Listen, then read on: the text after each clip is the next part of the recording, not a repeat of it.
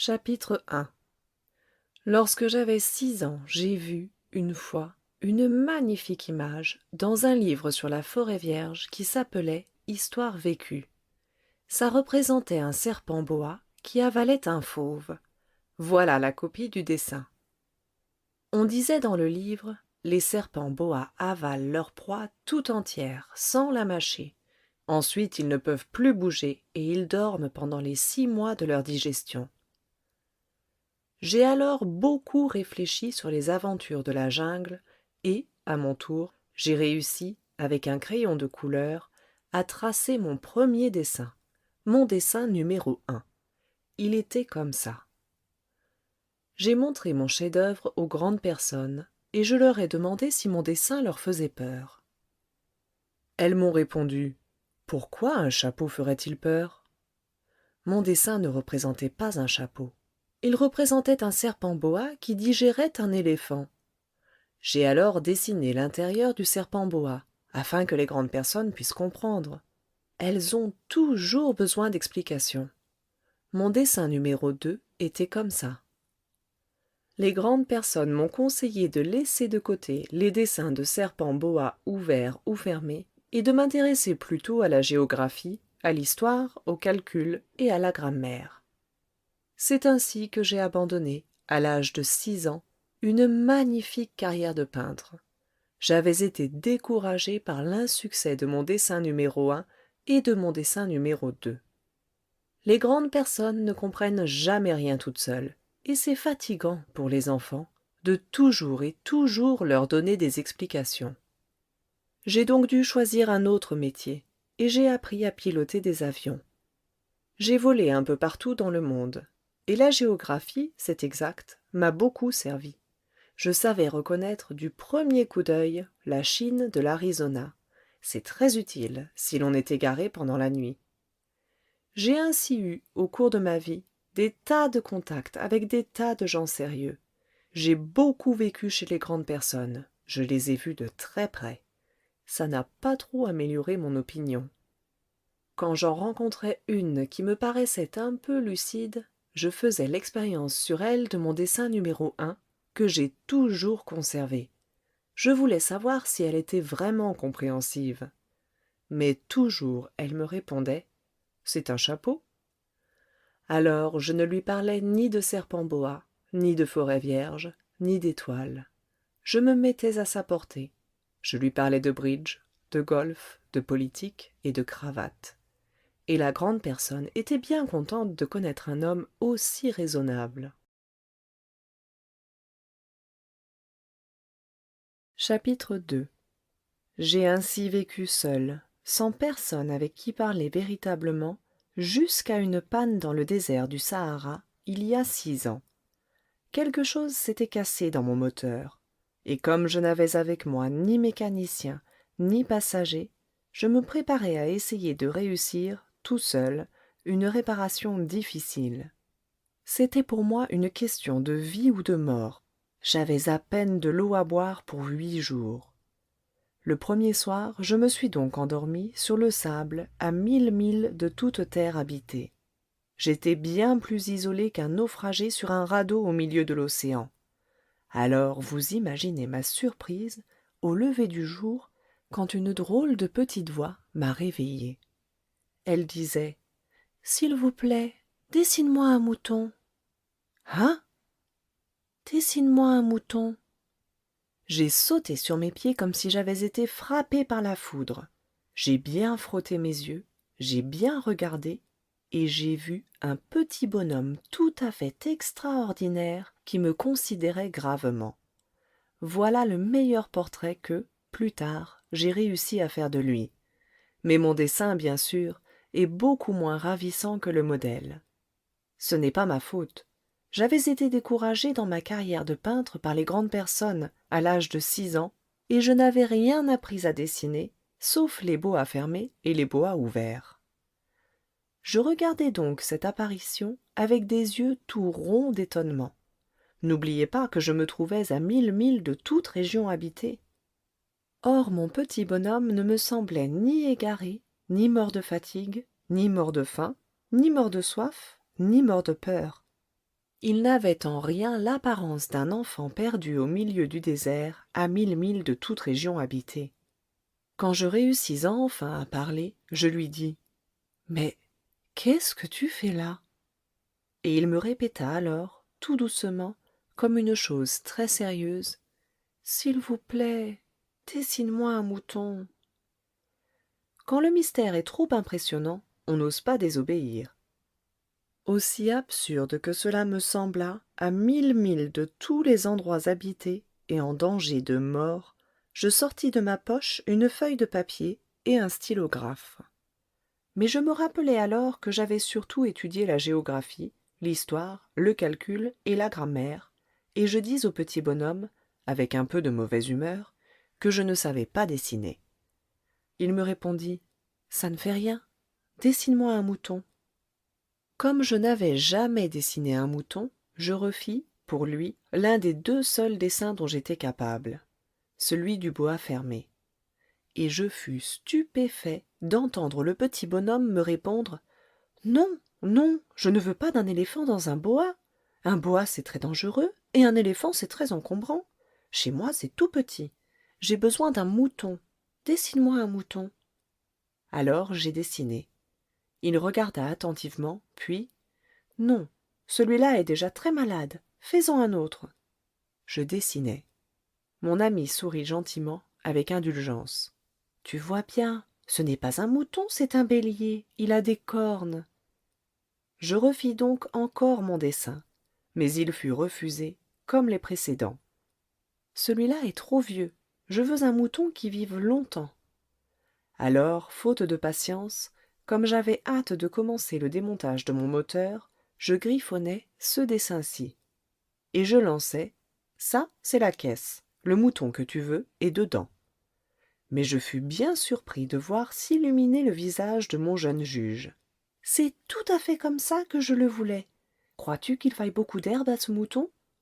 Pourquoi? Parce que chez moi c'est tout petit. Ça suffira sûrement. Je t'ai donné un tout petit mouton. Il pencha la tête vers le dessin. Pas si petit que ça. Tiens, il s'est endormi. Et c'est ainsi que je fis la connaissance du Petit Prince. Chapitre 3. Il me fallut longtemps pour comprendre d'où il venait. Le Petit Prince, qui me posait beaucoup de questions, ne semblait jamais entendre les miennes. Ce sont des mots prononcés par hasard qui, peu à peu, m'ont tout révélé. Ainsi, quand il aperçut pour la première fois mon avion, je ne dessinerai pas mon avion, c'est un dessin beaucoup trop compliqué pour moi. Il me demanda: Qu'est-ce que c'est que cette chose-là? Ce n'est pas une chose, ça vole, c'est un avion, c'est mon avion. Et j'étais fier de lui apprendre que je volais. Alors il s'écria: Comment? Tu es tombé du ciel? Oui, fis-je modestement. Ah, ça c'est drôle. Et le petit prince eut un très joli éclat de rire qui m'irrita beaucoup. Je désire que l'on prenne mes malheurs au sérieux. Puis il ajouta: Alors toi aussi tu viens du ciel? De quelle planète es-tu? J'entrevis aussitôt une lueur dans le mystère de sa présence, et j'interrogeai brusquement: Tu viens donc d'une autre planète? Mais il ne me répondit pas. Il hochait la tête doucement, tout en regardant mon avion. C'est vrai que, là-dessus, tu ne peux pas venir de bien loin. Et il s'enfonça dans une rêverie qui dura longtemps. Puis, sortant mon mouton de sa poche, il se plongea dans la contemplation de son trésor. Vous imaginez combien j'avais pu être intrigué par cette demi-confidence sur les autres planètes. Je m'efforçai donc d'en savoir plus long. D'où viens-tu, mon petit bonhomme? Où est-ce chez toi? Où veux-tu emporter mon mouton? Il me répondit après un silence méditatif. Ce qui est bien avec la caisse que tu m'as donnée, c'est que, la nuit, ça lui servira de maison. Bien sûr, et si tu es gentil, je te donnerai aussi une corde pour l'attacher pendant le jour, et un piquet. La proposition parut choquer le petit prince. L'attacher? Quelle drôle d'idée! Mais si tu ne l'attaches pas, il ira n'importe où, et il se perdra. Et mon ami eut un nouvel éclat de rire. Mais où veux-tu qu'il aille? N'importe où, droit devant lui. Alors le petit prince remarqua gravement: ça ne fait rien, c'est tellement petit chez moi. Et, avec un peu de mélancolie peut-être, il ajouta: droit devant soi, on ne peut pas aller bien loin. Chapitre 4. J'avais ainsi appris une seconde chose très importante, c'est que sa planète d'origine était à peine plus grande qu'une maison. Ça ne pouvait pas m'étonner beaucoup. Je savais bien qu'en dehors des grosses planètes comme la Terre, Jupiter, Mars, Vénus, auxquelles on a donné des noms, il y en a des centaines d'autres qui sont quelquefois si petites qu'on a beaucoup de mal à les apercevoir au télescope. Quand un astronome découvre l'une d'elles, il lui donne pour nom un numéro. Il l'appelle par exemple l'astéroïde 3251. J'ai de sérieuses raisons de croire que la planète d'où venait le petit prince est l'astéroïde B612. Cet astéroïde n'a été aperçu qu'une fois au télescope, en 1909, par un astronome turc. Il avait fait alors une grande démonstration de sa découverte à un congrès international d'astronomie. Mais personne ne l'avait cru à cause de son costume. Les grandes personnes sont comme ça. Heureusement pour la réputation de l'astéroïde B612, un dictateur turc imposa à son peuple, sous peine de mort, de s'habiller à l'européenne. L'astronome refit sa démonstration en 1920 dans un habit très élégant. Et cette fois-ci, tout le monde fut de son avis. Si je vous ai raconté ces détails sur l'astéroïde B612, et si je vous ai confié son numéro, c'est à cause des grandes personnes.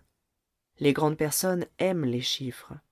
Quand vous leur parlez d'un nouvel ami, elles ne vous questionnent jamais sur l'essentiel. Elles ne vous disent jamais: quel est le son de sa voix? Quels sont les jeux qu'il préfère? Est-ce qu'il collectionne les papillons? Elles vous demandent: quel âge a-t-il? Combien a-t-il de frères? Combien pèse-t-il? Combien gagne son père?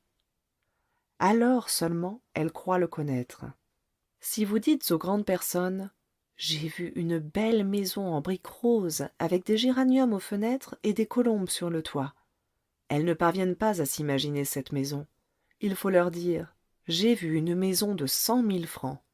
Alors elles s'écrient: comme c'est joli!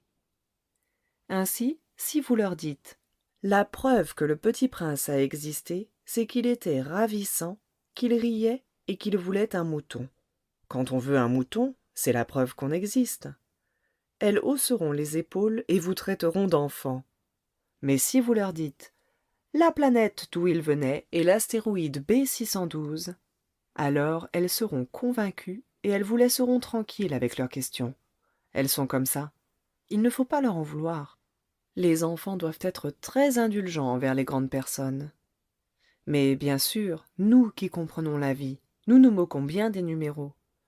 J'aurais aimé commencer cette histoire à la façon des contes de fées. J'aurais aimé dire: il était une fois un petit prince qui habitait une planète à peine plus grande que lui et qui avait besoin d'un ami. Pour ceux qui comprennent la vie, ça aurait eu l'air beaucoup plus vrai. Car je n'aime pas qu'on lise mon livre à la légère. J'éprouve tant de chagrin à raconter ces souvenirs. Il y a 6 ans déjà que mon ami s'en est allé avec son mouton. Si j'essaie ici de le décrire, c'est afin de ne pas l'oublier. C'est triste d'oublier un ami. Tout le monde n'a pas eu un ami. Et je puis devenir comme les grandes personnes qui ne s'intéressent plus qu'aux chiffres. C'est donc pour ça encore que j'ai acheté une boîte de couleurs et des crayons.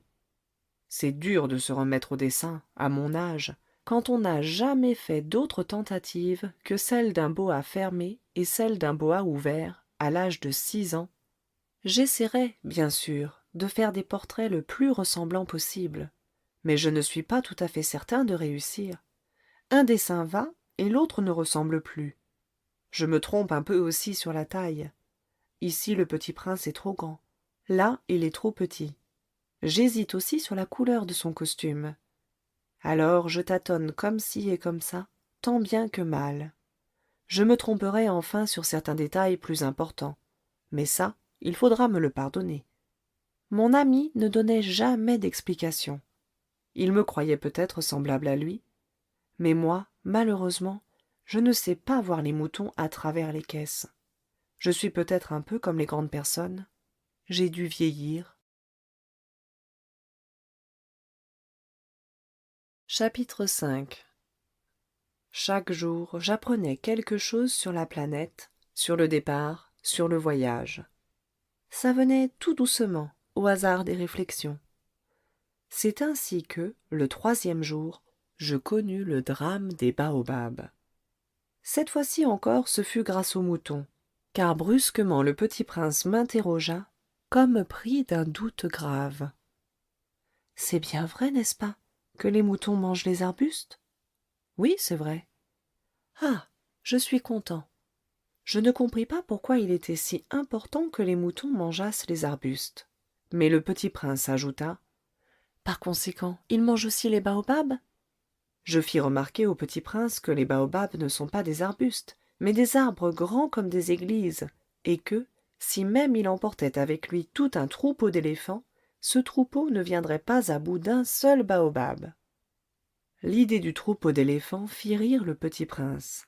Il faudrait les mettre les uns sur les autres. Mais il remarqua avec sagesse: les baobabs, avant de grandir, ça commence par être petit. C'est exact. Mais pourquoi veux-tu que tes moutons mangent les petits baobabs? Il me répondit: ben, voyons, comme s'il s'agissait là d'une évidence. Et il me fallut un grand effort d'intelligence pour comprendre à moi seul ce problème. Et en effet, sur la planète du Petit Prince, il y avait, comme sur toutes les planètes, de bonnes herbes et de mauvaises herbes. Par conséquent, de bonnes graines de bonnes herbes et de mauvaises graines de mauvaises herbes. Mais les graines sont invisibles. Elles dorment dans le secret de la terre jusqu'à ce qu'il prenne fantaisie à l'une d'elles de se réveiller. Alors elles s'étirent et poussent d'abord timidement vers le soleil une ravissante petite brindille inoffensive. S'il s'agit d'une brindille de radis ou de rosier, on peut la laisser pousser comme elle veut. Mais s'il s'agit d'une mauvaise plante, il faut arracher la plante aussitôt, dès qu'on a su la reconnaître. Or, il y avait des graines terribles sur la planète du Petit Prince. C'étaient les graines de baobab. Le sol de la planète en était infesté. Or, un baobab, si l'on s'y prend trop tard, on ne peut jamais plus s'en débarrasser. Il encombre toute la planète. Il la perfore de ses racines. Et si la planète est trop petite, et si les baobabs sont trop nombreux, ils la font éclater. C'est une question de discipline, me disait plus tard le petit prince. Quand on a terminé sa toilette du matin, il faut faire soigneusement la toilette de la planète. Il faut s'astreindre régulièrement à arracher les baobabs dès qu'on les distingue d'avec les rosiers, auxquels ils ressemblent beaucoup quand ils sont très jeunes. C'est un travail très ennuyeux, mais très facile. Et un jour, il me conseilla de m'appliquer à réussir un beau dessin, pour bien faire entrer ça dans la tête des enfants de chez moi. S'ils voyagent un jour, me disait-il, ça pourra leur servir. Il est quelquefois sans inconvénient de remettre à plus tard son travail. Mais s'il s'agit des baobabs, c'est toujours une catastrophe. J'ai connu une planète habitée par un paresseux. Il avait négligé 3 arbustes. Et, sur les indications du petit prince, j'ai dessiné cette planète-là. Je n'aime guère prendre le ton d'un moraliste, mais le danger des baobabs est si peu connu, et les risques courus par celui qui s'égarerait dans un astéroïde sont si considérables, que, pour une fois, je fais exception à ma réserve. Je dis: enfants, faites attention aux baobabs. C'est pour avertir mes amis d'un danger qu'ils frôlaient depuis longtemps, comme moi-même, sans le connaître, que j'ai tant travaillé ce dessin-là. La leçon que je donnais en valait la peine. Vous vous demanderez peut-être: pourquoi n'y a-t-il pas, dans ce livre, d'autres dessins aussi grandioses que le dessin des baobabs? La réponse est bien simple. J'ai essayé, mais je n'ai pas pu réussir. Quand j'ai dessiné les baobabs, j'ai été animé par le sentiment de l'urgence. Chapitre 6. Ah, petit prince, j'ai compris, peu à peu, ainsi, ta petite vie mélancolique. Tu n'avais eu longtemps pour distraction que la douceur des couchers de soleil. J'ai appris ce détail nouveau le 4e jour au matin, quand tu m'as dit: j'aime bien les couchers de soleil. Allons voir un coucher de soleil. Mais il faut attendre. Attendre quoi? Attendre que le soleil se couche. Tu as eu l'air très surpris d'abord, et puis tu as ri de toi-même. Et tu m'as dit: je me crois toujours chez moi. En effet, quand il est midi aux États-Unis, le soleil, tout le monde le sait, se couche sur la France. Il suffirait de pouvoir aller en France en 1 minute pour assister au coucher de soleil. Malheureusement, la France est bien trop éloignée. Mais, sur ta si petite planète, il te suffisait de tirer ta chaise de quelques pas. Et tu regardais le crépuscule chaque fois que tu le désirais. Un jour, j'ai vu le soleil se coucher 43 fois. Et un peu plus tard, tu ajoutais: tu sais, quand on est tellement triste, on aime les couchers de soleil. Le jour des 43 fois, tu étais donc tellement triste? Mais le petit prince ne répondit pas. Chapitre 7. Le 5e jour, toujours grâce au mouton, ce secret de la vie du petit prince me fut révélé. Il me demanda avec brusquerie, sans préambule, comme le fruit d'un problème longtemps médité en silence: un mouton, s'il mange les arbustes, il mange aussi les fleurs? Un mouton mange tout ce qu'il rencontre. Même les fleurs qui ont des épines? Oui, même les fleurs qui ont des épines. Alors les épines, à quoi servent-elles? Je ne le savais pas. J'étais alors très occupé à essayer de dévisser un boulon trop serré de mon moteur. J'étais très soucieux, car ma panne commençait de m'apparaître comme très grave, et l'eau à boire qui s'épuisait me faisait craindre le pire. Les épines, à quoi servent-elles? Le petit prince ne renonçait jamais à une question une fois qu'il l'avait posée. J'étais irrité par mon boulon, et je répondis n'importe quoi. Les épines, ça ne sert à rien. C'est de la pure méchanceté de la part des fleurs. Oh! Mais après un silence, il me lança, avec une sorte de rancune: je ne te crois pas. Les fleurs sont faibles, elles sont naïves, elles se rassurent comme elles peuvent. Elles se croient terribles avec leurs épines. Je ne répondis rien. À cet instant-là, je me disais: si ce boulon résiste encore, je le ferai sauter d'un coup de marteau. Le petit prince dérangea de nouveau mes réflexions. Et tu crois, toi, que les fleurs... mais non, je ne crois rien. J'ai répondu n'importe quoi. Je m'occupe, moi, de choses sérieuses. Il me regarda stupéfait. De choses sérieuses? Il me voyait, mon marteau à la main, et les doigts noirs de cambouis, penché sur un objet qui lui semblait très laid. Tu parles comme les grandes personnes. Ça me fit un peu honte. Mais, impitoyable, il ajouta: tu confonds tout, tu mélanges tout. Il était vraiment très irrité. Il secouait au vent des cheveux tout dorés. Je connais une planète où il y a un monsieur cramoisi. Il n'a jamais respiré une fleur. Il n'a jamais regardé une étoile. Il n'a jamais aimé personne. Il n'a jamais rien fait d'autre que des additions. Et toute la journée, il répète comme toi: je suis un homme sérieux, je suis un homme sérieux. Et ça le fait gonfler d'orgueil. Mais ce n'est pas un homme, c'est un champignon. Un quoi? Un champignon. Le petit prince était maintenant tout pâle de colère. Il y a des millions d'années que les fleurs fabriquent des épines. Il y a des millions d'années que les moutons mangent quand même les fleurs.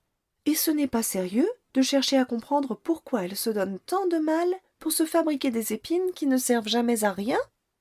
Ce n'est pas important, la guerre des moutons et des fleurs? Ce n'est pas plus sérieux et plus important que les additions d'un gros monsieur rouge? Et si je connais, moi, une fleur unique au monde, qui n'existe nulle part, sauf dans ma planète, et qu'un petit mouton peut anéantir d'un seul coup, comme ça, un matin, sans se rendre compte de ce qu'il fait, ce n'est pas important, ça? Il rougit, puis reprit: si quelqu'un aime une fleur qui n'existe qu'à un exemplaire dans les millions et les millions d'étoiles, ça suffit pour qu'il soit heureux quand il les regarde. Il se dit: ma fleur est là quelque part. Mais si le mouton mange la fleur, c'est pour lui comme si, brusquement, toutes les étoiles s'éteignaient. Et ce n'est pas important, ça? Il ne put rien dire de plus. Il éclata brusquement en sanglots. La nuit était tombée. J'avais lâché mes outils. Je me moquais bien de mon marteau, de mon boulon, de la soif et de la mort. Il y avait, sur une étoile, une planète, la mienne, la terre, un petit prince à consoler. Je le pris dans les bras. Je le berçai. Je lui disais: la fleur que tu aimes n'est pas en danger. Je lui dessinerai une muselière à ton mouton. Je te dessinerai une armure pour ta fleur. Je ne savais pas trop quoi dire. Je me sentais très maladroit. Je ne savais comment l'atteindre, où le rejoindre. C'est tellement mystérieux le pays des larmes. Chapitre 8. J'appris bien vite à mieux connaître cette fleur. Il y avait toujours eu, sur la planète du Petit Prince, des fleurs très simples, ornées d'un seul rang de pétales, et qui ne tenaient point de place, et qui ne dérangeaient personne. Elles apparaissaient un matin dans l'herbe, et puis elles s'éteignaient le soir. Mais celle-là avait germé un jour, d'une graine apportée d'on ne sait où, et le Petit Prince avait surveillé de très près cette brindille qui ne ressemblait pas aux autres brindilles. Ça pouvait être un nouveau genre de baobab. Mais l'arbuste cessa vite de croître et commença de préparer une fleur. Le Petit Prince, qui assistait à l'installation d'un bouton énorme, sentait bien qu'il en sortirait une apparition miraculeuse, mais la fleur n'en finissait pas de se préparer à être belle, à l'abri de sa chambre verte. Elle choisissait avec soin ses couleurs, elle s'habillait lentement, elle ajustait un à un ses pétales. Elle ne voulait pas sortir toute fripée comme les coquelicots. Elle ne voulait apparaître que dans le plein rayonnement de sa beauté. Et oui, elle était très coquette.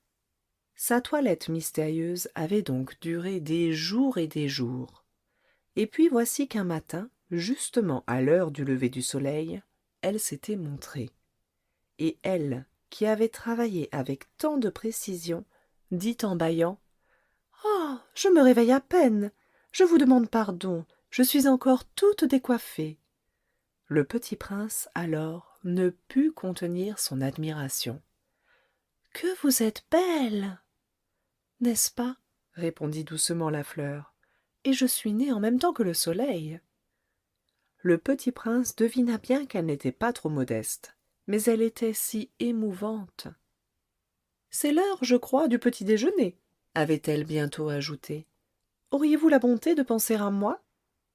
Et le Petit Prince, tout confus, ayant été chercher un arrosoir d'eau fraîche, avait servi la fleur.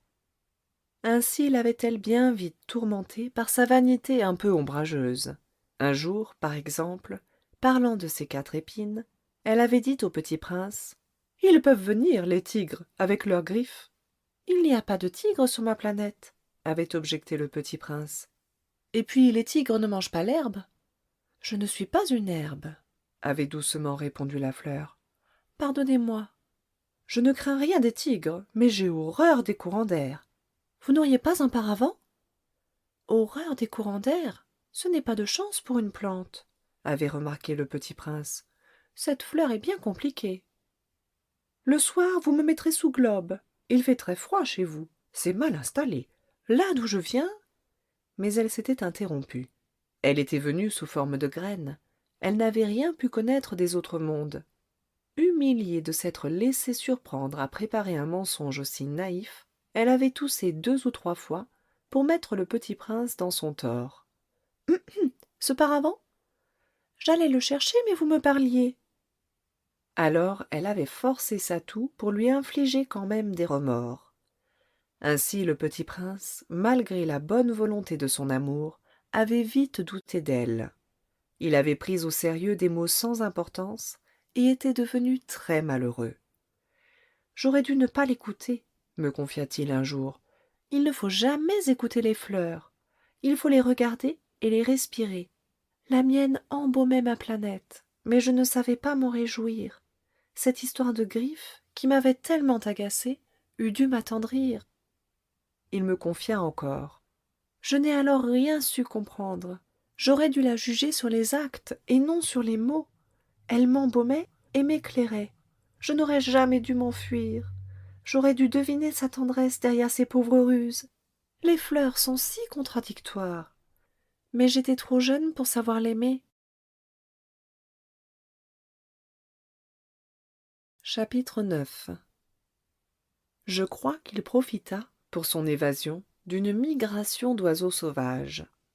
Au matin du départ, il mit sa planète bien en ordre. Il ramena soigneusement ses volcans en activité. Il possédait 2 volcans en activité, et c'était bien commode pour faire chauffer le petit déjeuner du matin. Il possédait aussi un volcan éteint. Mais, comme il disait, on ne sait jamais. Il ramena donc également le volcan éteint. S'ils sont bien ramonés, les volcans brûlent doucement et régulièrement, sans éruption. Les éruptions volcaniques sont comme des feux de cheminée. Évidemment, sur notre Terre, nous sommes beaucoup trop petits pour ramoner nos volcans. C'est pourquoi ils nous causent des tas d'ennuis. Le petit prince arracha aussi, avec un peu de mélancolie, les dernières pousses de baobab. Il croyait ne jamais devoir revenir. Mais tous ces travaux familiers lui parurent, ce matin-là, extrêmement doux. Et quand il arrosa une dernière fois la fleur, et se prépara à la mettre à l'abri sous son globe, il se découvrit l'envie de pleurer. « Adieu, dit-il à la fleur. Mais elle ne lui répondit pas. « Adieu, répéta-t-il. La fleur toussa, mais ce n'était pas à cause de son rhume. « J'ai été sotte, lui dit-elle enfin. Je te demande pardon. Tâche d'être heureux. » Il fut surpris par l'absence de reproche. Il restait là, tout déconcerté, le globe en l'air. Il ne comprenait pas cette douceur calme.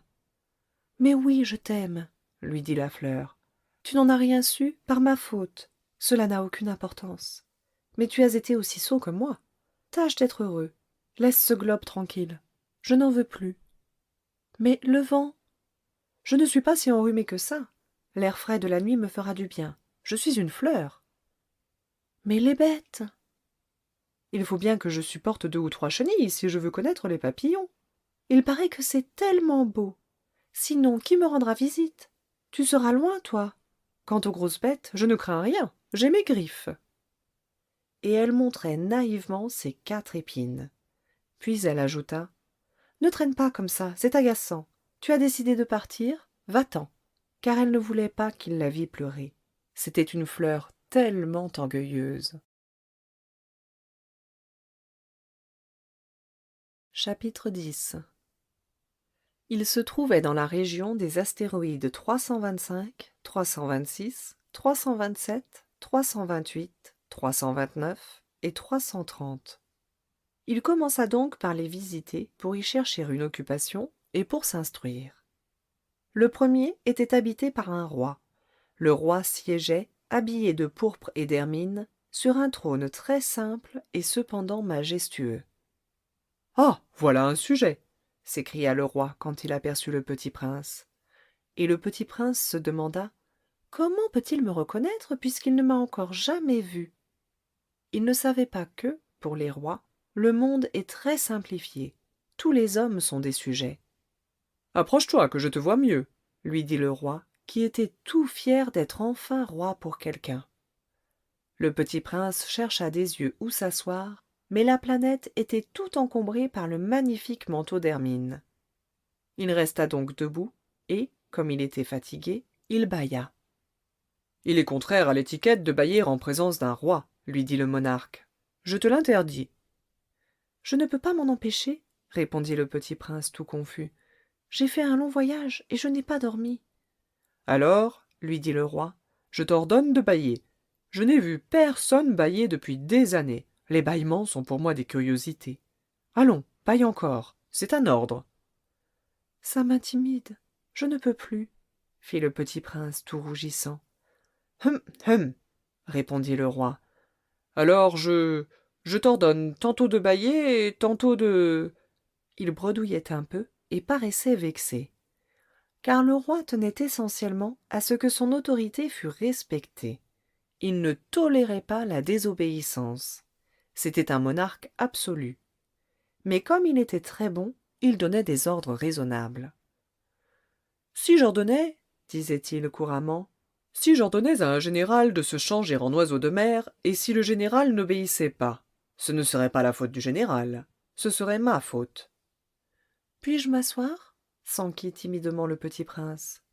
Je t'ordonne de t'asseoir, lui répondit le roi, qui ramena majestueusement un pan de son manteau d'hermine. Mais le petit prince s'étonnait. La planète était minuscule.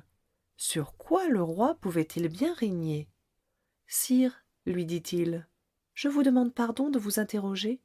Je t'ordonne de m'interroger, se hâta de dire le roi. Sire, sur quoi régnez-vous? Sur tout, répondit le roi, avec une grande simplicité. Sur tout? Le roi d'un geste discret désigna sa planète, les autres planètes et les étoiles. Sur tout ça? Dit le petit prince. Sur tout ça, répondit le roi. Car non seulement c'était un monarque absolu, mais c'était un monarque universel. Et les étoiles vous obéissent? Bien sûr, lui dit le roi. Elles obéissent aussitôt. Je ne tolère pas l'indiscipline. Un tel pouvoir émerveilla le petit prince. S'il l'avait détenu lui-même, il aurait pu assister, non pas à 44, mais à 72, ou même à 100, ou même à 200 couchers de soleil dans la même journée, sans avoir jamais à tirer sa chaise. Et comme il se sentait un peu triste à cause du souvenir de sa petite planète abandonnée, il s'enhardit à solliciter une grâce du roi. « Je voudrais voir un coucher de soleil. Faites-moi plaisir. Ordonnez au soleil de se coucher. » Si j'ordonnais à un général de voler d'une fleur à l'autre à la façon d'un papillon, ou d'écrire une tragédie, ou de se changer en oiseau de mer, et si le général n'exécutait pas l'ordre reçu, qui, de lui ou de moi, serait dans son tort? Ce serait vous, dit fermement le petit prince. Exact.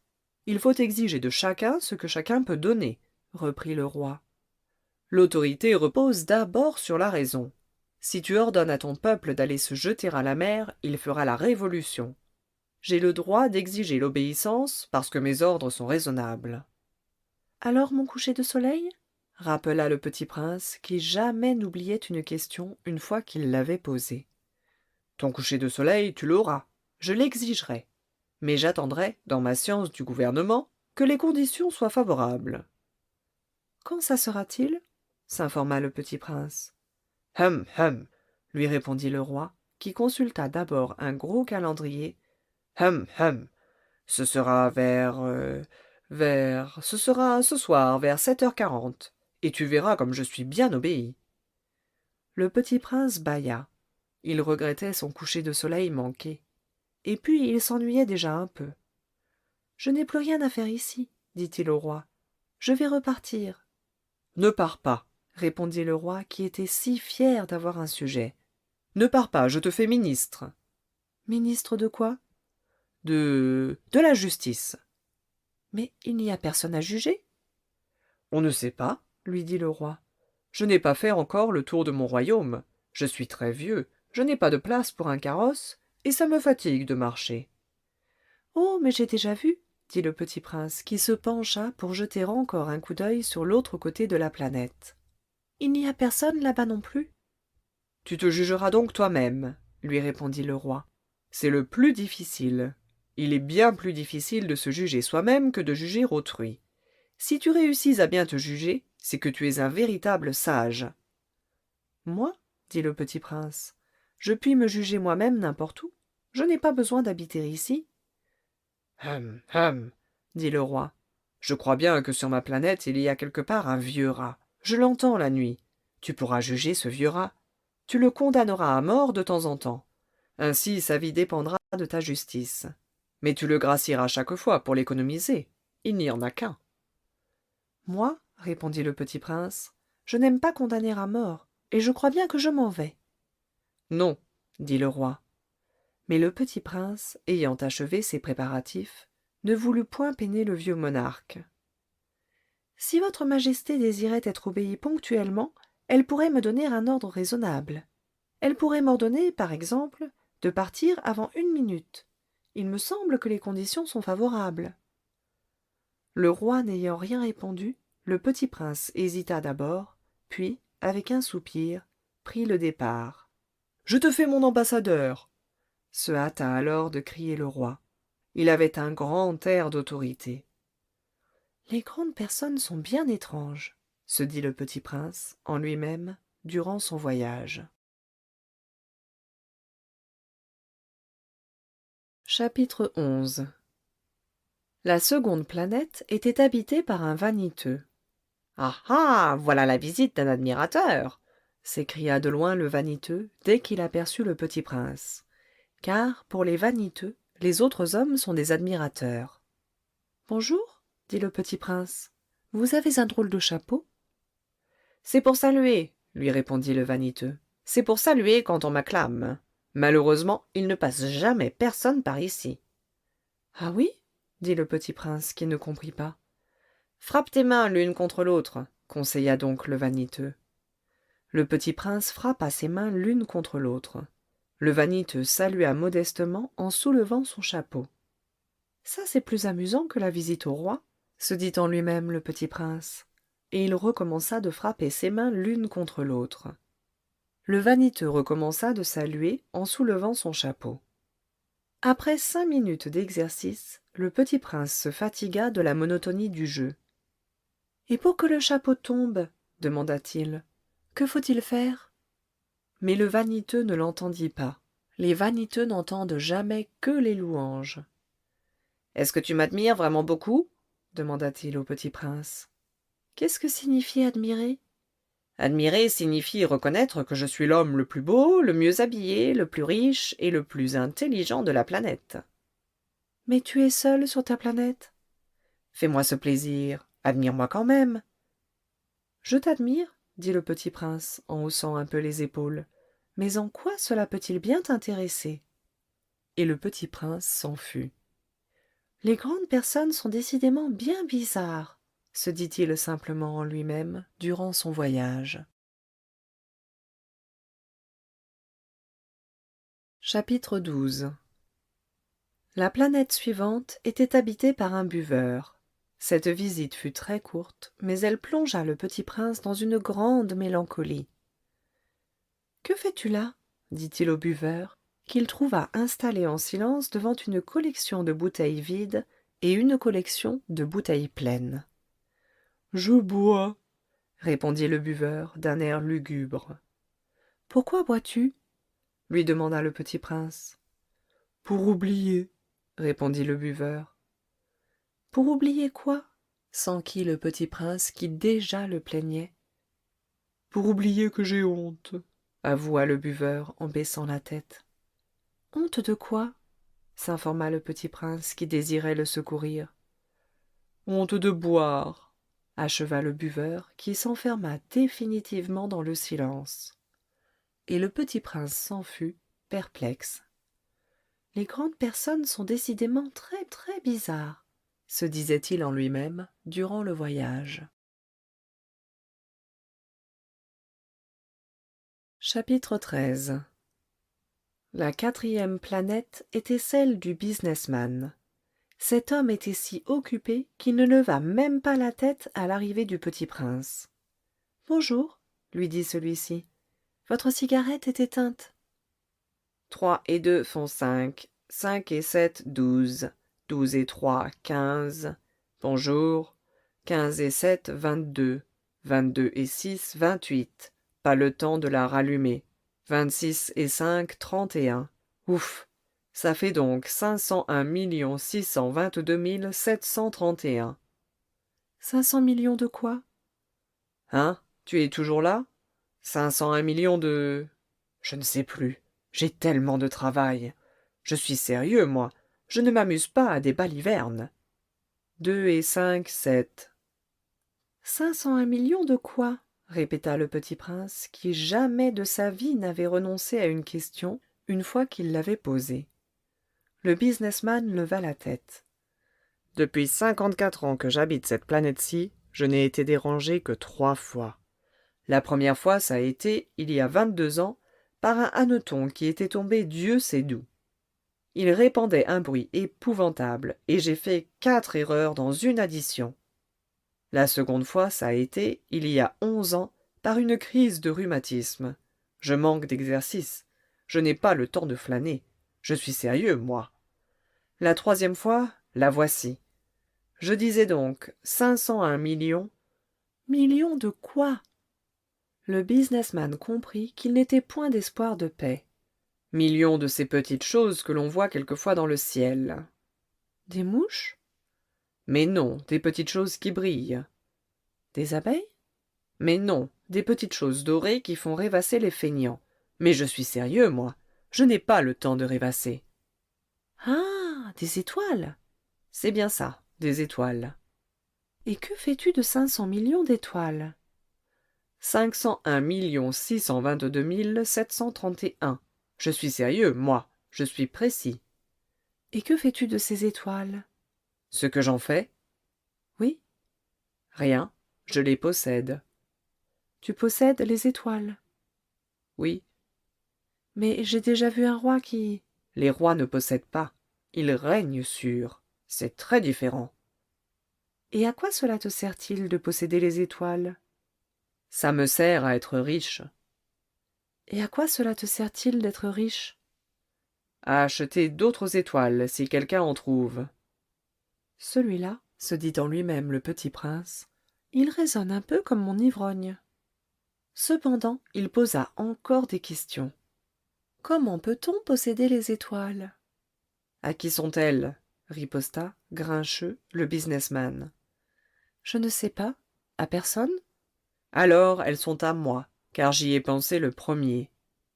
Ça suffit? Bien sûr, quand tu trouves un diamant qui n'est à personne, il est à toi. Quand tu trouves une île qui n'est à personne, elle est à toi. Quand tu as une idée le premier, tu la fais breveter, elle est à toi. Et moi je possède les étoiles puisque jamais personne avant moi n'a songé à les posséder. Ça c'est vrai, dit le petit prince. Et qu'en fais-tu? Je les gère, je les compte et je les recompte, dit le businessman. C'est difficile, mais je suis un homme sérieux. Le petit prince n'était pas satisfait encore. Moi, si je possède un foulard, je puis le mettre autour de mon cou et l'emporter. Moi, si je possède une fleur, je puis cueillir ma fleur et l'emporter. Mais tu ne peux pas cueillir les étoiles.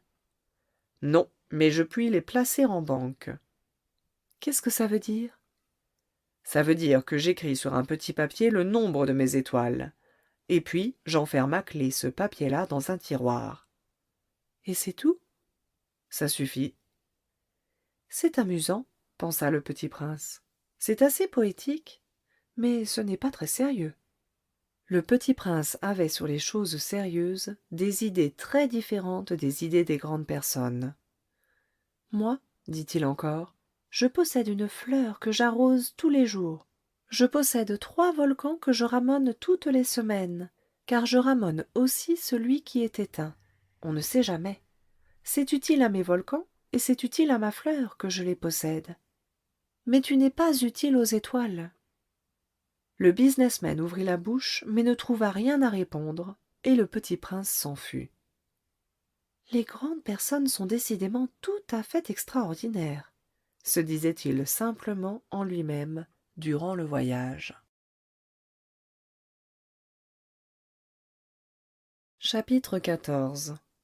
La 5e planète était très curieuse. C'était la plus petite de toutes. Il y avait là juste assez de place pour loger un réverbère et un allumeur de réverbère. Le petit prince ne parvenait pas à s'expliquer à quoi pouvait servir, quelque part dans le ciel, sur une planète sans maison ni population, un réverbère et un allumeur de réverbère. Cependant, il se dit en lui-même: peut-être bien que cet homme est absurde. Cependant, il est moins absurde que le roi, que le vaniteux, que le businessman et que le buveur. Au moins son travail a-t-il un sens. Quand il allume son réverbère, c'est comme s'il faisait naître une étoile de plus, ou une fleur. Quand il éteint son réverbère, ça endort la fleur ou l'étoile. C'est une occupation très jolie. C'est véritablement utile, puisque c'est joli. Lorsqu'il aborda la planète, il salua respectueusement l'allumeur. Bonjour. Pourquoi viens-tu d'éteindre ton réverbère? C'est la consigne, Répondit l'allumeur. bonjour. Qu'est-ce que la consigne? C'est d'éteindre mon réverbère. Bonsoir. Et il le ralluma. Mais pourquoi viens-tu de le rallumer? C'est la consigne. Répondit l'allumeur. Je ne comprends pas, dit le petit prince. Il n'y a rien à comprendre, dit l'allumeur. La consigne, c'est la consigne. Bonjour. Et il éteignit son réverbère. Puis il s'épongea le front avec un mouchoir à carreaux rouges. Je fais là un métier terrible. C'était raisonnable autrefois. J'éteignais le matin et j'allumais le soir. J'avais le reste du jour pour me reposer et le reste de la nuit pour dormir. Et depuis cette époque, la consigne a changé? La consigne n'a pas changé, dit l'allumeur. C'est bien là le drame.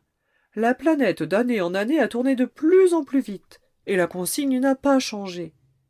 Alors, dit le petit prince. Alors maintenant qu'elle fait un tour par minute, je n'ai plus une seconde de repos. J'allume et j'éteins une fois par minute. Ça, c'est drôle. Les jours chez toi durent 1 minute? Ce n'est pas drôle du tout, dit l'allumeur. Ça fait déjà un mois que nous parlons ensemble. Un mois? Oui, 30 minutes, 30 jours. Bonsoir. Et il ralluma son réverbère. Le petit prince le regarda et aima cet allumeur qui était tellement fidèle à la consigne. Il se souvint des couchers de soleil que lui-même allait autrefois chercher en tirant sa chaise. Il voulut aider son ami. « Tu sais, je connais un moyen de te reposer quand tu voudras. »« Je veux toujours, dit l'allumeur. Car on peut être à la fois fidèle et paresseux. Le petit prince poursuivit. « Ta planète est tellement petite que tu en fais le tour en 3 enjambées. Tu n'as qu'à marcher assez lentement pour rester toujours au soleil. Quand tu voudras te reposer, tu marcheras. Et le jour durera aussi longtemps que tu voudras. » Ça ne m'avance pas à grand-chose, dit l'allumeur. Ce que j'aime dans la vie, c'est dormir. Ce n'est pas de chance, dit le petit prince. Ce n'est pas de chance, dit l'allumeur. Bonjour. Et il éteignit son réverbère. Celui-là, se dit le petit prince, tandis qu'il poursuivait plus loin son voyage, celui-là serait méprisé par tous les autres, par le roi, par le vaniteux, par le buveur, par le businessman. Cependant, c'est le seul qui ne me paraisse pas ridicule. C'est peut-être parce qu'il s'occupe d'autre chose que de soi-même. Il eut un soupir de regret et se dit encore: celui-là est le seul dont j'eusse pu faire mon ami. Mais sa planète est vraiment trop petite. Il n'y a pas de place pour 2. Ce que le petit prince n'osait pas s'avouer, c'est qu'il regrettait cette planète bénie à cause, surtout, des 1440 couchers de soleil par 24 heures. Chapitre 15. La 6e planète était une planète 10 fois plus vaste. Elle était habitée par un vieux monsieur qui écrivait d'énormes livres. « Tiens, voilà un explorateur !» s'écria-t-il quand il aperçut le petit prince. Le petit prince s'assit sur la table et souffla un peu. Il avait déjà tant voyagé. « D'où viens-tu » lui dit le vieux monsieur. « Quel est ce gros livre » dit le petit prince. « Que faites-vous ici ?»« Je suis géographe, dit le vieux monsieur. « Qu'est-ce qu'un géographe ?» C'est un savant qui connaît où se trouvent les mers, les fleuves, les villes, les montagnes et les déserts. Ça, c'est bien intéressant, dit le petit prince. Ça, c'est enfin un véritable métier. Et il jeta un coup d'œil autour de lui sur la planète du géographe. Il n'avait jamais vu encore une planète aussi majestueuse. Elle est bien belle, votre planète. Est-ce qu'il y a des océans? Je ne puis pas le savoir, dit le géographe. Ah? Le petit prince était déçu. Et des montagnes? Je ne puis pas le savoir, dit le géographe. Et des villes, et des fleuves, et des déserts?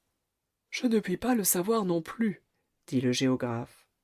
Mais vous êtes géographe. C'est exact, dit le géographe. Mais je ne suis pas explorateur. Je manque absolument d'explorateurs. Ce n'est pas le géographe qui va faire le compte des villes, des fleuves, des montagnes, des mers, des océans et des déserts. Le géographe est trop important pour flâner. Il ne quitte pas son bureau. Mais il y reçoit les explorateurs. Il les interroge et il prend en note leurs souvenirs. Et si les souvenirs de l'un d'entre eux lui paraissent intéressants, le géographe fait faire une enquête sur la moralité de l'explorateur. Pourquoi ça? Parce qu'un explorateur qui mentirait entraînerait des catastrophes dans les livres de géographie. Et aussi un explorateur qui boirait trop. Pourquoi ça? Fit le petit prince. Parce que les ivrognes voient double. Alors le géographe noterait 2 montagnes là où il n'y en a qu'une seule. Je connais quelqu'un, dit le petit prince, qui serait mauvais explorateur. C'est possible. Donc, quand la moralité de l'explorateur paraît bonne, on fait une enquête sur sa découverte. On va voir? Non, c'est trop compliqué.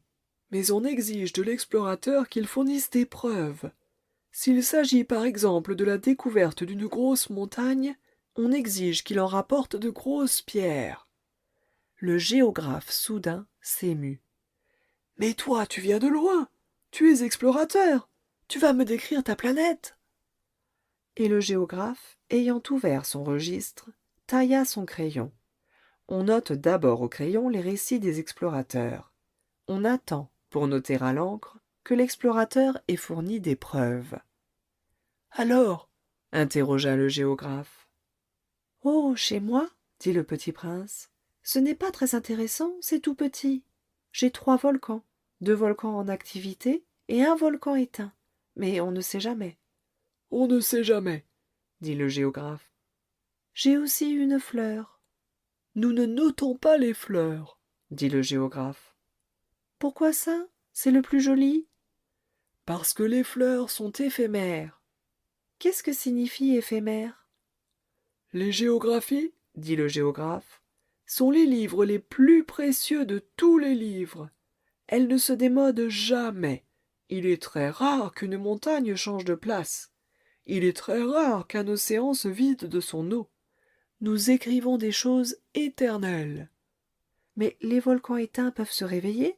Interrompit le petit prince. Qu'est-ce que signifie éphémère? Que les volcans soient éteints ou soient éveillés, ça revient au même pour nous autres, dit le géographe. Ce qui compte pour nous, c'est la montagne. Elle ne change pas. Mais qu'est-ce que signifie éphémère? Répéta le petit prince, qui, de sa vie, n'avait renoncé à une question une fois qu'il l'avait posée. Ça signifie qui est menacé de disparition prochaine. Ma fleur est menacée de disparition prochaine? Bien sûr. Ma fleur est éphémère, se dit le petit prince, et elle n'a que 4 épines pour se défendre contre le monde, et je l'ai laissée toute seule chez moi. Ce fut là son premier mouvement de regret, mais il reprit courage. Que me conseillez-vous d'aller visiter? Demanda-t-il. La planète Terre, lui répondit le géographe. Elle a une bonne réputation. Et le petit prince s'en fut, songeant à sa fleur. Chapitre 16. La 7e planète fut donc la Terre. La Terre n'est pas une planète quelconque.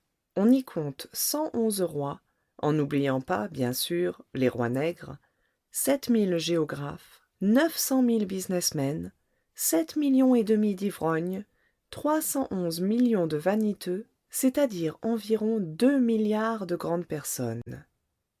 Pour vous donner une idée des dimensions de la Terre, je vous dirai qu'avant l'invention de l'électricité, on y devait entretenir, sur l'ensemble des 6 continents, une véritable armée de 462 511 allumeurs de réverbères. Vu d'un peu loin, ça faisait un effet splendide. Les mouvements de cette armée étaient réglés comme ceux d'un ballet d'opéra. D'abord venait le tour des allumeurs de réverbères de Nouvelle-Zélande et d'Australie. Puis ceux-ci, ayant allumé leurs lampions, s'en allaient dormir. Alors entraient à leur tour dans la danse les allumeurs de réverbères de Chine et de Sibérie. Puis eux aussi s'escamotaient dans les coulisses. Alors venait le tour des allumeurs de réverbères de Russie et des Indes, puis de ceux d'Afrique et d'Europe, puis de ceux d'Amérique du Sud, puis de ceux d'Amérique du Nord, et jamais ils ne se trompaient dans leur ordre d'entrée en scène. C'était grandiose. Seul l'allumeur de l'unique réverbère du pôle Nord et son confrère de l'unique réverbère du pôle Sud menaient des vies d'oisiveté et de nonchalance. Ils travaillaient 2 fois par an. Chapitre 17. Quand on veut faire de l'esprit, il arrive que l'on mente un peu. Je n'ai pas été très honnête en vous parlant des allumeurs de réverbères. Je risque de donner une fausse idée de notre planète à ceux qui ne la connaissent pas. Les hommes occupent très peu de place sur la Terre. Si les 2 milliards d'habitants qui peuplent la Terre se tenaient debout et un peu serrés, comme pour un meeting, ils logeraient aisément sur une place publique de 20 000 de long sur 20 000 de large.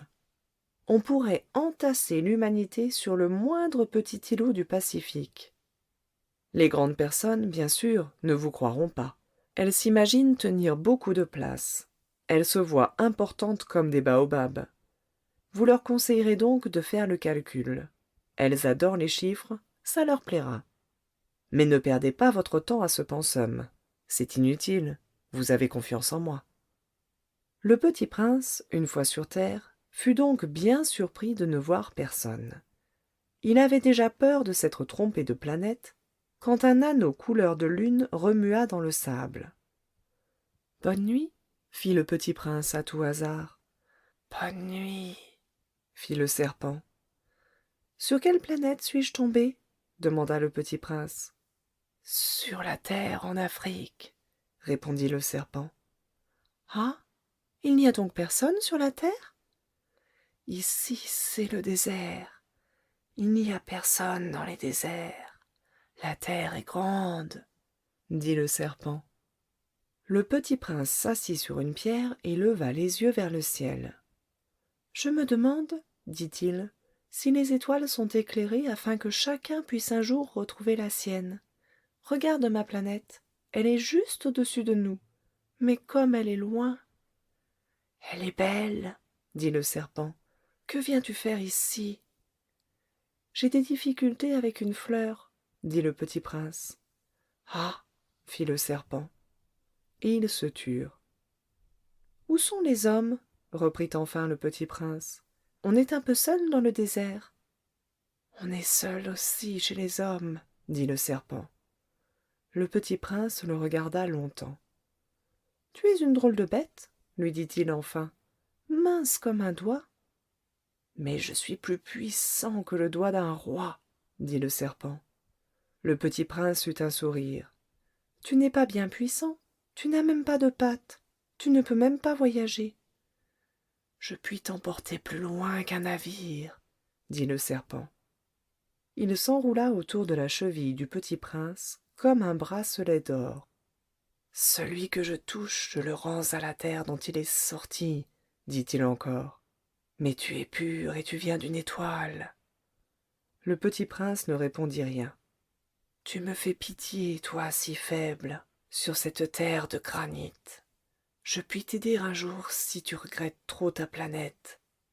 Je puis... » « Oh, j'ai très bien compris, » fit le petit prince. « Mais pourquoi parles-tu toujours par énigmes ?»« Je les résous toutes, » dit le serpent. Et ils se turent. Chapitre 18. Le petit prince traversa le désert et ne rencontra qu'une fleur. Une fleur à 3 pétales. Une fleur de rien du tout. « Bonjour, » dit le petit prince. « Bonjour, » dit la fleur. « Où sont les hommes ?» demanda poliment le petit prince. La fleur, un jour, avait vu passer une caravane. « Les hommes? Il en existe, je crois, 6 ou 7. Je les ai aperçus il y a des années. Mais on ne sait jamais où les trouver. Le vent les promène. Ils manquent de racines, ça les gêne beaucoup. »« Adieu, fit le petit prince. Adieu, dit la fleur. Chapitre 19.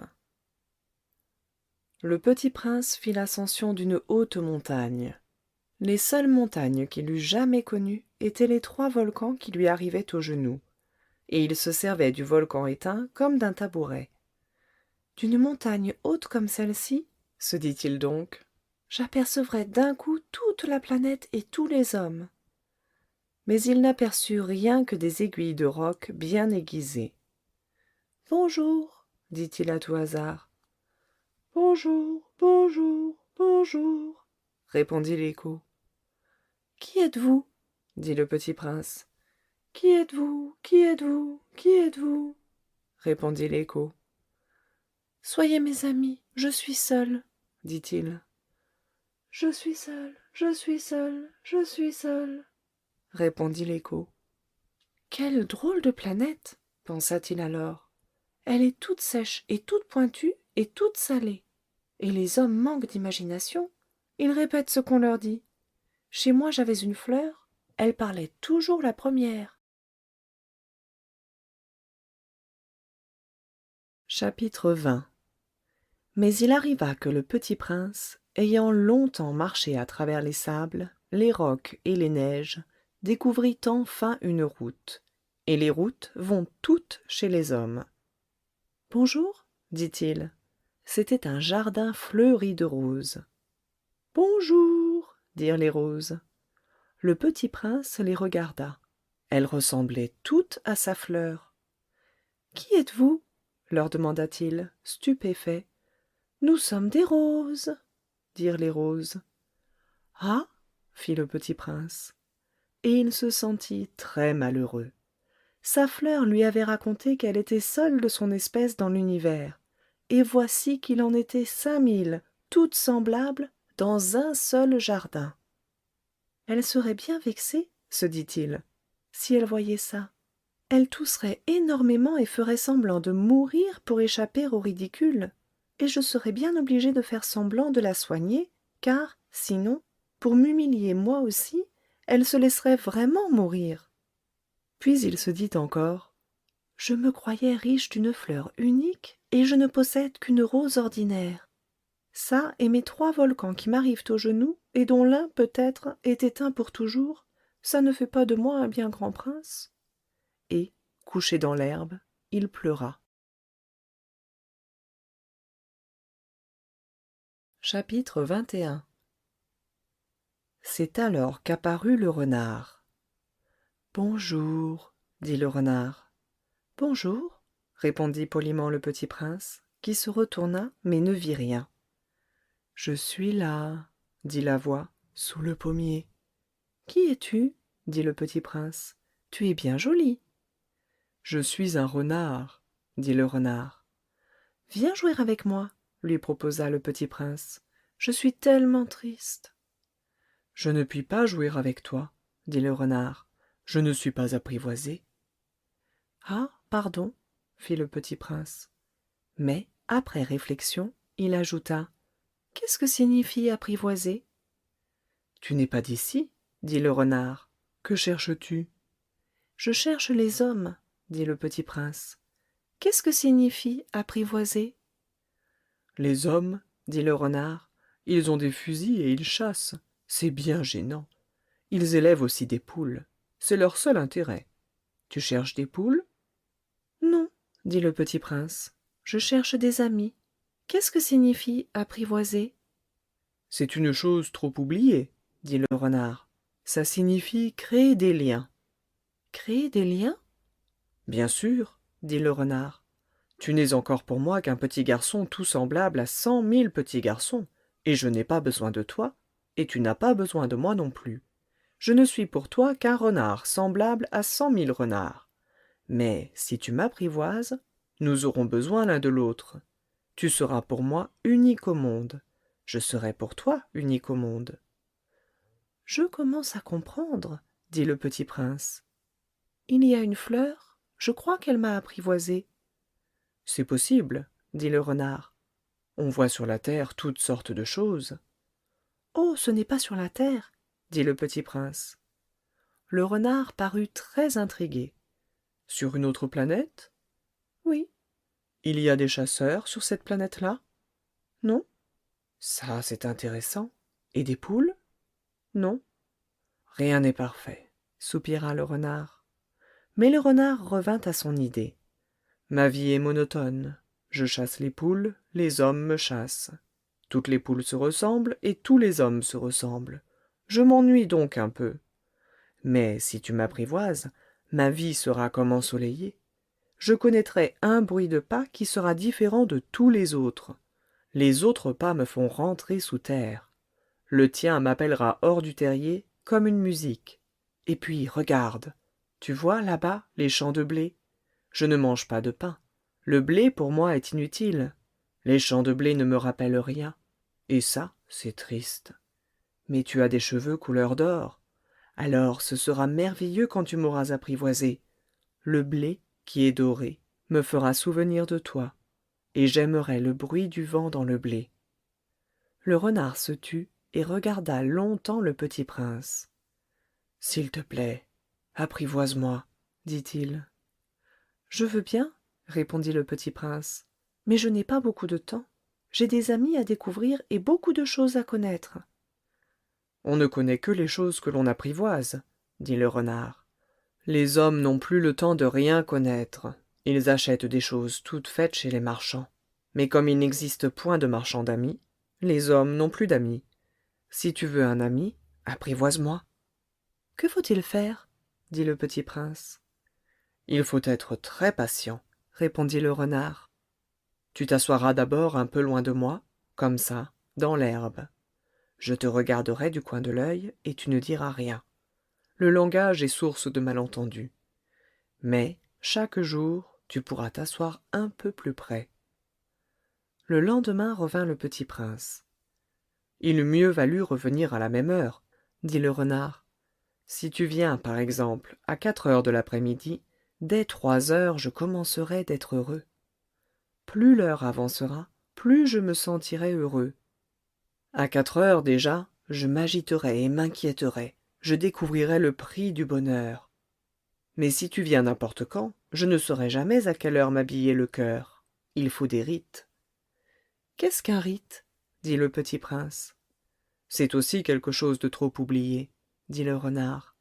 C'est ce qui fait qu'un jour est différent des autres jours, une heure des autres heures. Il y a un rite, par exemple, chez mes chasseurs.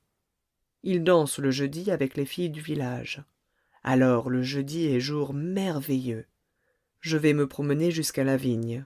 Si les chasseurs dansaient n'importe quand, les jours se ressembleraient tous, et je n'aurais point de vacances. Ainsi le petit prince apprivoisa le renard. Et quand l'heure du départ fut proche, « Ah, dit le renard, je pleurerai. » C'est ta faute, dit le petit prince. Je ne te souhaitais point de mal, mais tu as voulu que je t'apprivoise. Bien sûr, dit le renard. Mais tu vas pleurer, dit le petit prince. Bien sûr, dit le renard. Alors tu n'y gagnes rien? J'y gagne, dit le renard, à cause de la couleur du blé. Puis il ajouta, va revoir les roses. Tu comprendras que la tienne est unique au monde. Tu reviendras me dire adieu, et je te ferai cadeau d'un secret. Le petit prince s'en fut revoir les roses. Vous n'êtes pas du tout semblable à ma rose, vous n'êtes rien encore, leur dit-il. Personne ne vous a apprivoisé, et vous n'avez apprivoisé personne. Vous êtes comme était mon renard. Ce n'était qu'un renard semblable à 100 000 autres. Mais j'en ai fait mon ami, et il est maintenant unique au monde. Et les roses étaient gênées. Vous êtes belle, mais vous êtes vide, leur dit-il encore. On ne peut pas mourir pour vous. Bien sûr, ma rose à moi, un passant ordinaire croirait qu'elle vous ressemble. Mais à elle seule, elle est plus importante que vous toutes, puisque c'est elle que j'ai arrosée, puisque c'est elle que j'ai mise sous globe, puisque c'est elle que j'ai abritée par le paravent, puisque c'est elle dont j'ai tué les chenilles, sauf les 2 ou 3 pour les papillons, puisque c'est elle que j'ai écouté se plaindre, ou se vanter, ou même quelquefois se taire, puisque c'est ma rose. et il revint vers le renard. Adieu, dit-il. Adieu, dit le renard. Voici mon secret. Il est très simple. On ne voit bien qu'avec le cœur.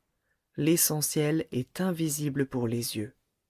L'essentiel est invisible pour les yeux, répéta le petit prince, afin de se souvenir.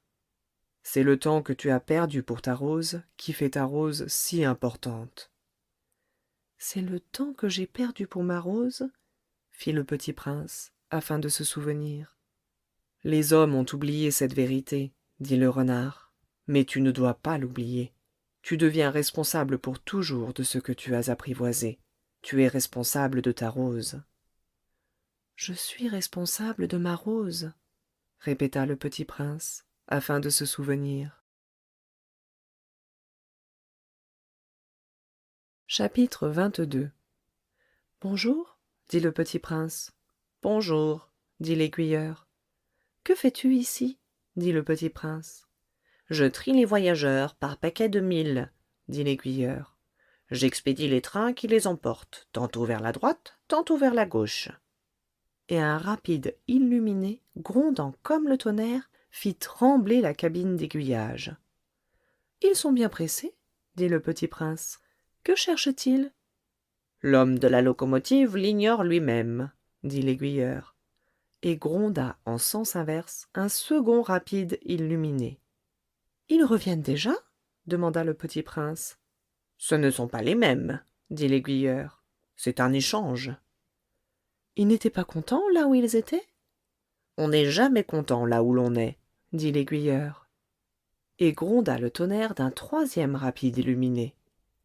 Ils poursuivent les premiers voyageurs? Demanda le petit prince. Ils ne poursuivent rien du tout, dit l'aiguilleur. Ils dorment là-dedans, ou bien ils bâillent. Les enfants seuls écrasent leur nez contre les vitres. Les enfants seuls savent ce qu'ils cherchent, fit le petit prince. Ils perdent du temps pour une poupée de chiffon, et elle devient très importante, et si on la leur enlève, ils pleurent. Ils ont de la chance, dit l'aiguilleur. Chapitre 23. Bonjour, dit le petit prince. Bonjour, dit le marchand. C'était un marchand de pilules perfectionnées qui apaisent la soif. On en avale une par semaine et l'on n'éprouve plus le besoin de boire. Pourquoi vends-tu ça? Dit le petit prince. C'est une grosse économie de temps, dit le marchand. Les experts ont fait des calculs. On épargne 53 minutes par semaine. Et que fait-on de ces 53 minutes? On en fait ce que l'on veut. Moi, se dit le petit prince, si j'avais 53 minutes à dépenser, je marcherais tout doucement vers une fontaine. Chapitre 24. Nous en étions au 8e jour de ma panne dans le désert, et j'avais écouté l'histoire du marchand en buvant la dernière goutte de ma provision d'eau. Oh, dis-je au petit prince, ils sont bien jolis tes souvenirs, mais je n'ai pas encore réparé mon avion, je n'ai plus rien à boire, et je serais heureux, moi aussi, si je pouvais marcher tout doucement vers une fontaine. Mon ami le renard, me dit-il. Mon petit bonhomme, il ne s'agit plus du renard. Pourquoi? Parce qu'on va mourir de soif. Il ne comprit pas mon raisonnement, il me répondit. C'est bien d'avoir eu un ami, même si l'on va mourir. Moi, je suis bien content d'avoir eu un ami renard. Il ne mesure pas le danger, me dis-je. Il n'a jamais ni faim ni soif.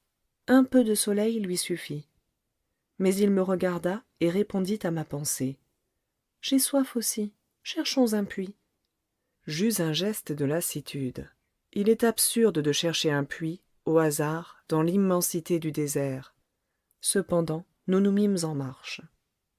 Quand nous eûmes marché des heures en silence, la nuit tomba, et les étoiles commencèrent de s'éclairer. Je les apercevais comme en rêve, ayant un peu de fièvre à cause de ma soif.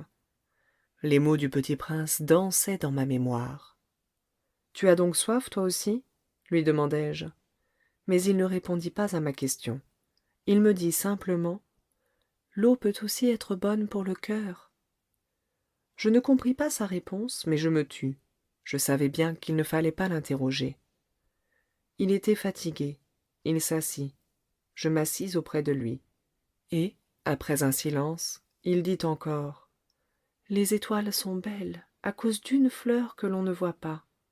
Je répondis: Bien sûr, et je regardais, sans parler, les plis du sable sous la lune. Le désert est beau, ajouta-t-il. Et c'était vrai. J'ai toujours aimé le désert. On s'assoit sur une dune de sable, on ne voit rien, on n'entend rien, et cependant quelque chose rayonne en silence.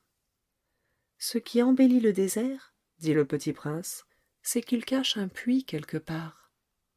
Je fus surpris de comprendre soudain ce mystérieux rayonnement du sable. Lorsque j'étais petit garçon, j'habitais une maison ancienne, et la légende racontait qu'un trésor y était enfoui. Bien sûr, jamais personne n'a su le découvrir, ni peut-être même ne l'a cherché. Mais il enchantait toute cette maison. Ma maison cachait un secret au fond de son cœur.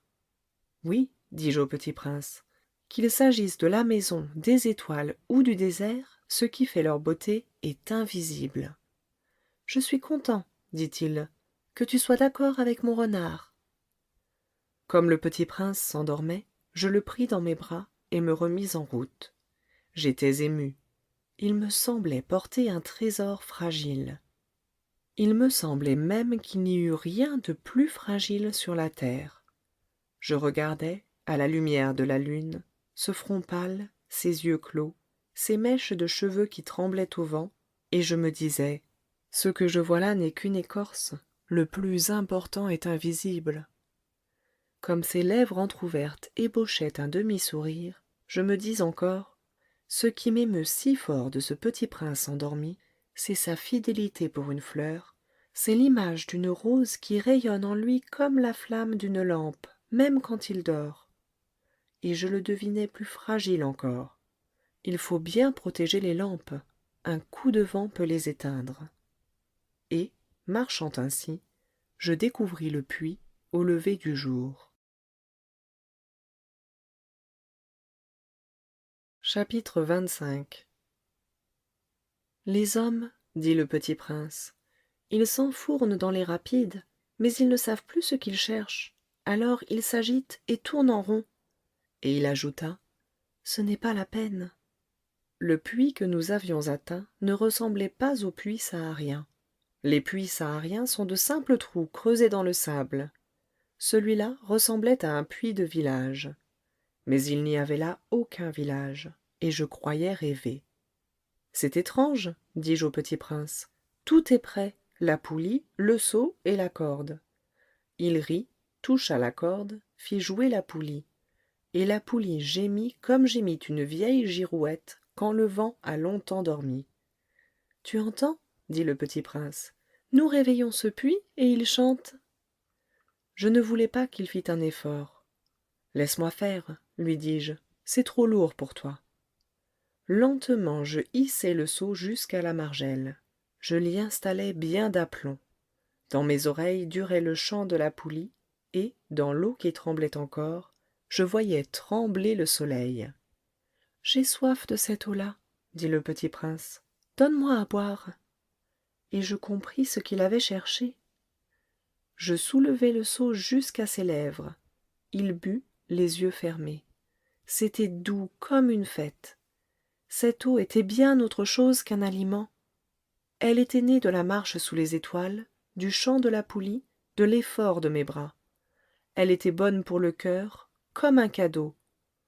Lorsque j'étais petit garçon, la lumière de l'arbre de Noël, la musique de la messe de minuit, la douceur des sourires faisaient ainsi tout le rayonnement du cadeau de Noël que je recevais.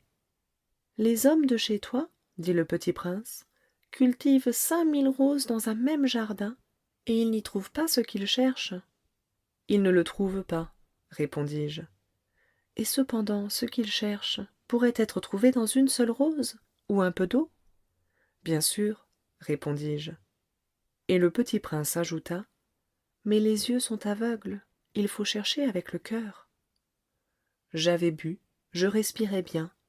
Le sable, au lever du jour, est couleur de miel. J'étais heureux aussi de cette couleur de miel. Pourquoi fallait-il que j'eusse de la peine? Il faut que tu tiennes ta promesse, me dit doucement le petit prince, qui, de nouveau, s'était assis auprès de moi. Quelle promesse? Tu sais, une muselière pour mon mouton. Je suis responsable de cette fleur. Je sortis de ma poche mes ébauches de dessin. Le petit prince les aperçut et dit en riant: tes baobabs, ils ressemblent un peu à des choux. Oh! Moi qui étais si fière des baobabs! Ton renard, ses oreilles, elles ressemblent un peu à des cornes, et elles sont trop longues. Et il rit encore. Tu es injuste, petit bonhomme. Je ne savais rien dessiner que les boas fermés et les boas ouverts. Oh, ça ira, dit-il. Les enfants savent. Je crayonnai donc une muselière, et j'eus le cœur serré en la lui donnant. Tu as des projets que j'ignore. Mais il ne me répondit pas. Il me dit: tu sais, ma chute sur la terre, c'en sera demain l'anniversaire. Puis, après un silence, il dit encore: j'étais tombé tout près d'ici. Et il rougit. Et de nouveau, sans comprendre pourquoi, j'éprouvai un chagrin bizarre. Cependant, une question me vint. Alors, ce n'est pas par hasard que, le matin où je t'ai connu, il y a 8 jours, tu te promenais comme ça, tout seul, à 1000 milles de toutes les régions habitées? Tu retournais vers le point de ta chute? Le petit prince rougit encore. Et j'ajoutai, en hésitant: à cause, peut-être, de l'anniversaire? Le petit prince rougit de nouveau. Il ne répondait jamais aux questions. Mais quand on rougit, ça signifie oui, n'est-ce pas? Ah, lui dis-je, j'ai peur. Mais il me répondit: tu dois maintenant travailler. Tu dois repartir vers ta machine. Je t'attends ici. Reviens demain soir. Mais je n'étais pas rassuré. Je me souvenais du renard. On risque de pleurer un peu si l'on s'est laissé apprivoiser. Chapitre 26. Il y avait, à côté du puits, une ruine de vieux murs de pierre. Lorsque je revins de mon travail, le lendemain soir, j'aperçus de loin mon petit prince assis là-haut, les jambes pendantes. Et je l'entendis qui parlait. « Tu ne t'en souviens donc pas? Disait-il. Ce n'est pas tout à fait ici. Une autre voix lui répondit sans doute, puisqu'il répliqua: si, si, c'est bien le jour, mais ce n'est pas ici l'endroit. Je poursuivis ma marche vers le mur. Je ne voyais ni n'entendais toujours personne. Pourtant le petit prince répliqua de nouveau: bien sûr, tu verras où commence ma trace dans le sable. Tu n'as qu'à m'y attendre. J'y serai cette nuit. J'étais à 20 mètres du mur et je ne voyais toujours rien. Le petit prince dit encore, après un silence: tu as du bon venin? Tu es sûr de ne pas me faire souffrir longtemps? Je fis halte, le cœur serré, mais je ne comprenais toujours pas. Maintenant, va-t'en, dit-il, je veux redescendre. Alors j'abaissai moi-même les yeux vers le pied du mur, et je fis un bond. Il était là, dressé vers le petit prince, un de ces serpents jaunes qui vous exécutent en 30 secondes. Tout en fouillant ma poche pour en tirer mon revolver, je pris le pas de course, mais, au bruit que je fis, le serpent se laissa doucement couler dans le sable, comme un jet d'eau qui meurt, et, sans trop se presser, se faufila entre les pierres avec un léger bruit de métal. Je parvins au mur juste à temps pour y recevoir dans les bras mon petit bonhomme de prince, pâle comme la neige. « Quelle est cette histoire-là? Tu parles maintenant avec les serpents? » J'avais défait son éternel cache-nez d'or. Je lui avais mouillé les tempes et l'avais fait boire. Et maintenant, je n'osais plus rien lui demander. Il me regarda gravement et m'entoura le cou de ses bras. Je sentais battre son cœur comme celui d'un oiseau qui meurt quand on l'a tiré à la carabine. Il me dit: « Je suis content que tu aies trouvé ce qui manquait à ta machine. Tu vas pouvoir rentrer chez toi. » « Comment sais-tu? » Je venais justement lui annoncer que, contre toute espérance, j'avais réussi mon travail. Il ne répondit rien à ma question, mais il ajouta: Moi aussi, aujourd'hui, je rentre chez moi. Puis, mélancolique, C'est bien plus loin, c'est bien plus difficile. je sentais bien qu'il se passait quelque chose d'extraordinaire. Je le serrais dans les bras comme un petit enfant, et cependant il me semblait qu'il coulait verticalement dans un abîme sans que je pusse rien pour le retenir. Il avait le regard sérieux, perdu très loin. J'ai ton mouton, et j'ai la caisse pour le mouton, et j'ai la muselière. Et il sourit, avec mélancolie. J'attendis longtemps. Je sentais qu'il se réchauffait peu à peu. Petit bonhomme, tu as eu peur? Il avait eu peur, bien sûr, mais il rit doucement. J'aurais bien plus peur ce soir. De nouveau, je me sentis glacée par le sentiment de l'irréparable. Et je compris que je ne supportais pas l'idée de ne plus jamais entendre ce rire. C'était pour moi comme une fontaine dans le désert. Petit bonhomme, je veux encore t'entendre rire. Mais il me dit, cette nuit, ça fera 1 an. Mon étoile se trouvera juste au-dessus de l'endroit où je suis tombée l'année dernière. Petit bonhomme, n'est-ce pas que c'est un mauvais rêve, cette histoire de serpent et de rendez-vous et d'étoiles? Mais il ne répondit pas à ma question. Il me dit, ce qui est important, ça ne se voit pas. Bien sûr. C'est comme pour la fleur. Si tu aimes une fleur qui se trouve dans une étoile, c'est doux la nuit de regarder le ciel. Toutes les étoiles sont fleuries. Bien sûr. C'est comme pour l'eau. Celle que tu m'as donnée à boire était comme une musique, à cause de la poulie et de la corde. Tu te rappelles? Elle était bonne. Bien sûr. Tu regarderas, la nuit, les étoiles. C'est trop petit chez moi pour que je te montre où se trouve la mienne. C'est mieux comme ça. Mon étoile, ça sera pour toi une des étoiles. Alors, toutes les étoiles, tu aimeras les regarder. Elles seront toutes tes amies. Et puis, je vais te faire un cadeau. Il rit encore. Ah, petit bonhomme, j'aime entendre ce rire. Justement, ce sera mon cadeau. Ce sera comme pour l'eau. Que veux-tu dire?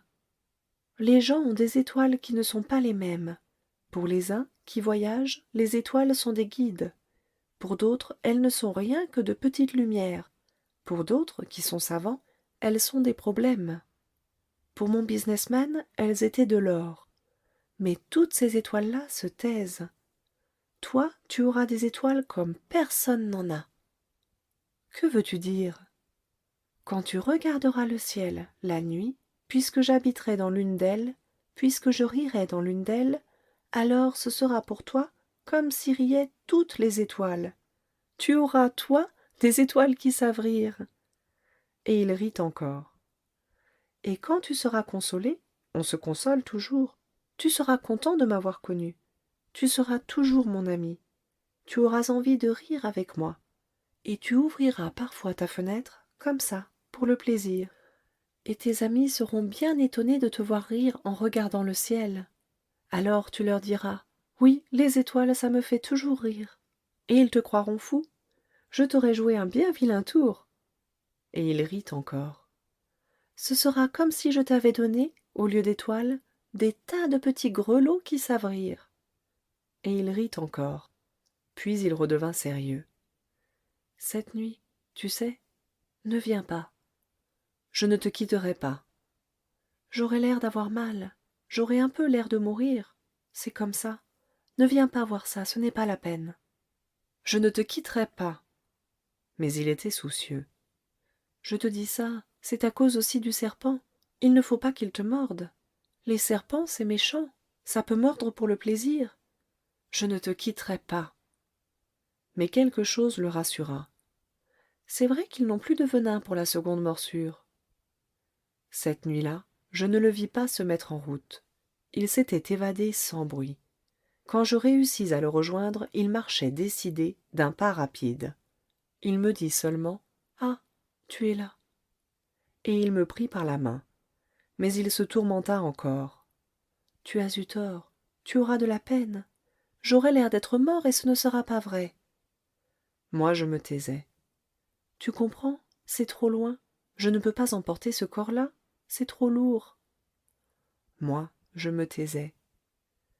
mais ce sera comme une vieille écorce abandonnée. Ce n'est pas triste, les vieilles écorces. Moi, je me taisais. Il se découragea un peu, mais il fit encore un effort. Ce sera gentil, tu sais. Moi aussi je regarderai les étoiles. Toutes les étoiles seront des puits avec une poulie rouillée. Toutes les étoiles me verseront à boire. Moi, je me taisais. Ce sera tellement amusant. Tu auras 500 millions de grelots, j'aurai 500 millions de fontaines. Et il se tut aussi, parce qu'il pleurait. C'est là. Laisse-moi faire un pas tout seul. Et il s'assit parce qu'il avait peur. Il dit encore: tu sais, ma fleur, j'en suis responsable. Et elle est tellement faible. Et elle est tellement naïve. Elle a 4 épines de rien du tout pour la protéger contre le monde. Moi, je m'assis parce que je ne pouvais plus me tenir debout. Il dit: voilà, c'est tout. Il hésita encore un peu, puis il se releva. Il fit un pas. Moi, je ne pouvais pas bouger. Il n'y eut rien qu'un éclair jaune près de sa cheville. Il demeura un instant immobile. Il ne cria pas. Il tomba doucement comme tombe un arbre. Ça ne fit même pas de bruit, à cause du sable. Chapitre 27. Et maintenant, bien sûr, ça fait 6 ans déjà. Je n'ai jamais encore raconté cette histoire. Les camarades qui m'ont revu ont été bien contents de me revoir vivant. J'étais triste, mais je leur disais: c'est la fatigue. Maintenant, je me suis un peu consolée, c'est-à-dire, pas tout à fait. Mais je sais bien qu'il est revenu à sa planète, car, au lever du jour, je n'ai pas retrouvé son corps. Ce n'était pas un corps tellement lourd.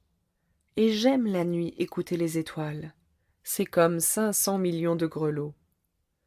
Mais voilà qu'il se passe quelque chose d'extraordinaire. La muselière que j'ai dessinée pour le petit prince, j'ai oublié d'y ajouter la courroie de cuir. Il n'aura jamais pu l'attacher au mouton. Alors je me demande: que s'est-il passé sur sa planète? Peut-être bien que le mouton a mangé la fleur? Tantôt je me dis: sûrement non. Le petit prince enferme sa fleur toutes les nuits sous son globe de verre, et il surveille bien son mouton. Alors je suis heureux, et toutes les étoiles rient doucement. Tantôt je me dis: on est distrait une fois ou l'autre, et ça suffit. Il a oublié un soir le globe de verre, ou bien le mouton est sorti sans bruit pendant la nuit. Alors les grelots se changent tous en larmes. C'est là un bien grand mystère. Pour vous, qui aimez aussi le petit prince, comme pour moi, rien de l'univers n'est semblable si quelque part, on ne sait où, un mouton que nous ne connaissons pas a, oui ou non, mangé une rose. Regardez le ciel. Demandez-vous: le mouton, oui ou non, a-t-il mangé la fleur? Et vous verrez comme tout change. Et aucune grande personne ne comprendra jamais que ça a tellement d'importance.